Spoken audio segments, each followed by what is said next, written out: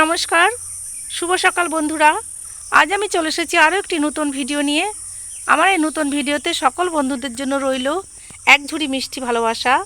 বন্ধুরা, আজ আমি দেখাতে চলেছি আমার বাড়ির OD3 সজিনা গাছ। এই দেখুন বন্ধুরা, আমার এই সেই OD3 সজিনা গাছ। এই দেখুন ফুল ফুটেছে, আবার এই দেখুন কুড়ি হয়েছে। এই দেখুন কুড়ি হচ্ছে। আমি 2 মাস আগে এই গাছের ভিডিও করেছিলাম, তখনও আমার গাছে ভরপুর ফুল ছিল। আবার দেখুন 2 মাস পরে এখনও আমার গাছে দেখুন ফুল রয়েছে। দেখুন বন্ধুরা, আমি আপনাদেরকে এই OD3 সজিনা গাছ লাগাতে বারণ করেছিলাম আগের ভিডিওতে, তার আমি প্রুফ দিয়ে দিলাম যে দেখুন একটা সজিনাও আমার গাছে হয়নি, শুধু ফুল আর ফুল, ফলের কোনো খবর নেই।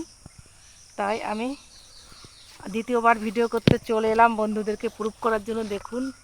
দেখুন প্রত্যেকটা গাছে নতুন করে কুড়ি ধরেছে, আর ফুল তো সারা বছর হতেই থাকে। তাই আপনারা যদি সজিনা গাছ লাগাতে চান তাহলে OD3 নয়, আমাদের দেশে যে সজিনা গাছ আছে সেই সজিনা গাছ লাগান।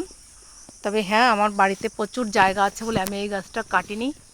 12 মাস এর ফুল দিয়ে বড়া ভেজে খাওয়া যায়, চচ্চড়ি বানিয়ে খাওয়া যায়, এর পাতাও খাওয়া যায়। এটা খুবই উপকারী একটি গাছ।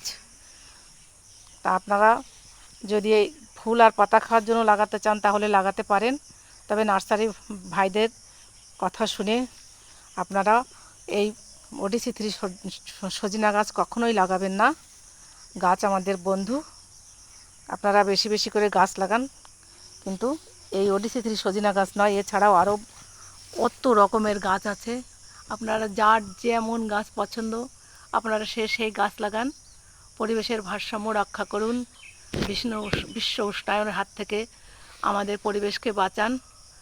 আমিও লাগিয়েছি, প্রচুর রকমের গাছ আছে আমার বাড়িতে, ভ্যারাইটির গাছ আছে। আপনারাও লাগান।